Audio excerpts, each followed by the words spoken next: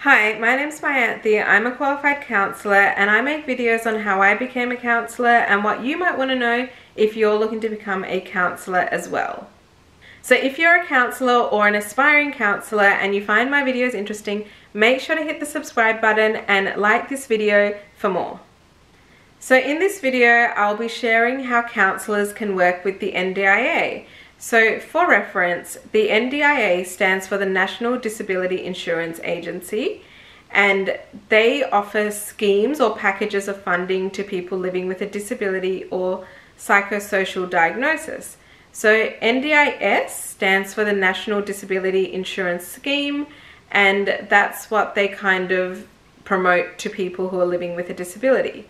So for anyone in Australia who has a diagnosis or a permanent disability, can register with the NDIA for an NDIS package.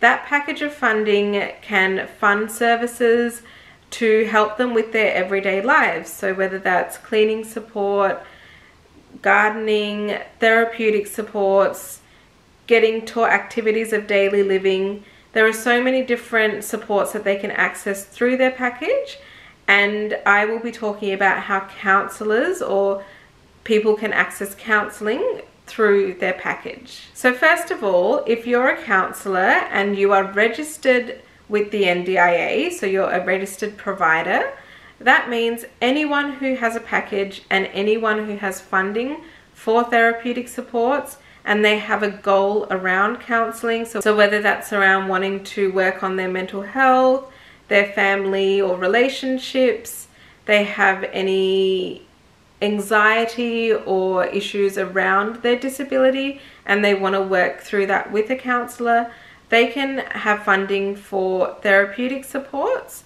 And if they are accessing a counsellor who is registered with the NDIA as a registered provider, they can access counselling through any counsellor. But as a counsellor, if you are not a registered provider, then clients can only access you if they have funding that is either self-managed or plan-managed. So you're probably wondering, what does all of this mean?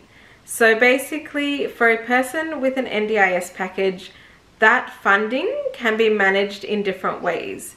So they can either manage it themselves, and that's called self-managed, and that means all of the providers will invoice the client and then the client pays for the services through their NDIS funds directly.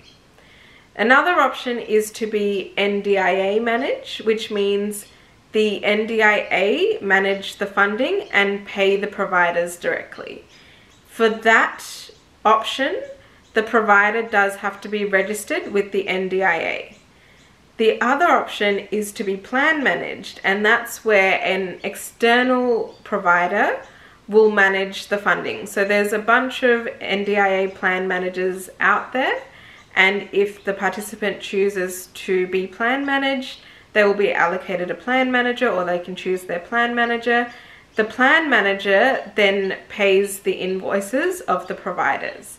So if the client is plan managed or self-managed, they can access any provider because the provider doesn't have to be registered with the NDIA. So if a client contacts you and says they would like to access your services and pay for it through their NDIA funding, and you're not registered with the NDIA, you would want to check with them, are they plan managed or are they self-managed? Either of those, you're then good to go. So once you see your client, you would want to get all the details about their NDIS plan, making sure you're connecting your services to one of their goals and something that they're looking to achieve, because that's what you'll be working towards. And then you can set up a client service agreement where you set out all the terms and conditions and which goal you're working towards, or you can set out some kind of guide that you'll say how many sessions you're hoping to have with them and how often those sessions may be and what the cost of that would be. So that way the client can make sure that they have enough funding in their NDIS package to pay for all of the sessions that they will be having with you. Also, if you're looking to access clients who have NDIS packages, you can promote yourself to those plan managers, or what they call support coordinators. So NDIS support coordinators work with clients who have packages to make sure that they're connected with the services that they need.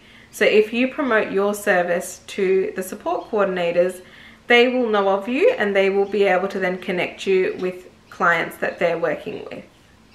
So I hope that's given you a bit of insight into how a counsellor can work with participants or clients who have NDIS packages.